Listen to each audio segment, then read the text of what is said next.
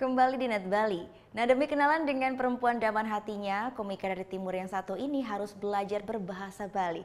Kira-kira berhasilkah dia untuk menyatakan isi hatinya? Kita akan dengerin sama-sama ceritanya dalam Comedy Corner hari ini. Ini dia Jerry dari komunitas Stand Up Indo Bali.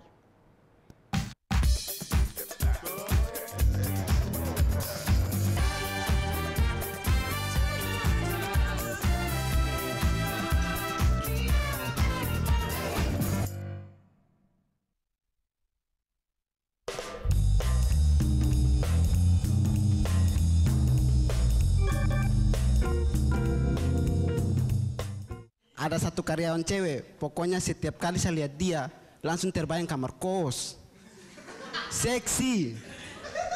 Sampai-sampai saya belajar bahasa Bali hanya demi dia. Ya, tapi tidak ada pernah kesempatan untuk ngomong begitu. Soalnya kan dia karyawan, saya security. Beda shift, jarang ketemu. Tapi saya tetap berusaha kan, daripada saya diam dan tersiksa oleh harapan dan bercumbu dalam bayangannya. Mending saya ngomong sama dia dan bercumbu dalam kamar kos. Akhirnya saya tetap berusaha kan. Waktu itu saya ngomong sama dia tuh pas di depan, pas dia mau pulang, pas saya mau datang. Jadi saya ngomong sama dia kan, namanya Ayu begini. Ayu, beli Tresna ajak Adi. I'm sorry, I don't like you.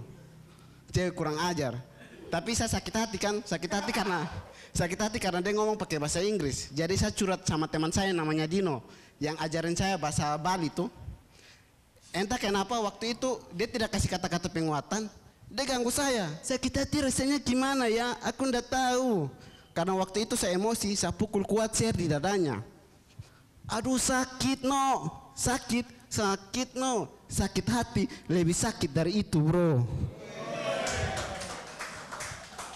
Dan tapi dia teman yang baik. Dan ada teman saya juga. Saya kan sekarang satu kos sama teman saya dari Lombok kan, tapi bukan dia. Bukan dia.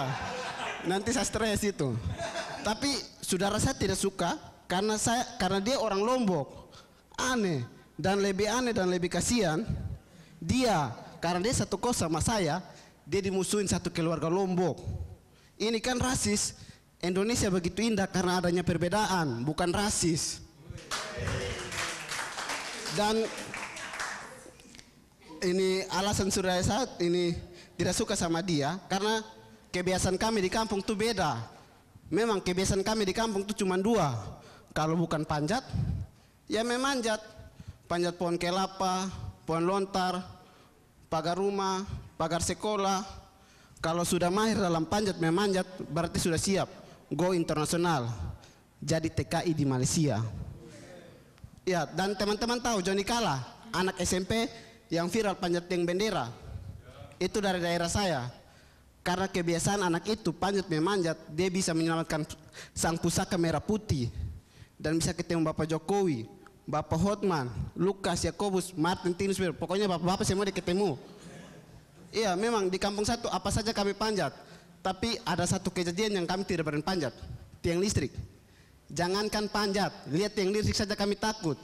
Bukan kami takut kena strum, bukan. Kami hanya takut ditabrak oleh mobil para koruptor. Saya Jerry, terima kasih.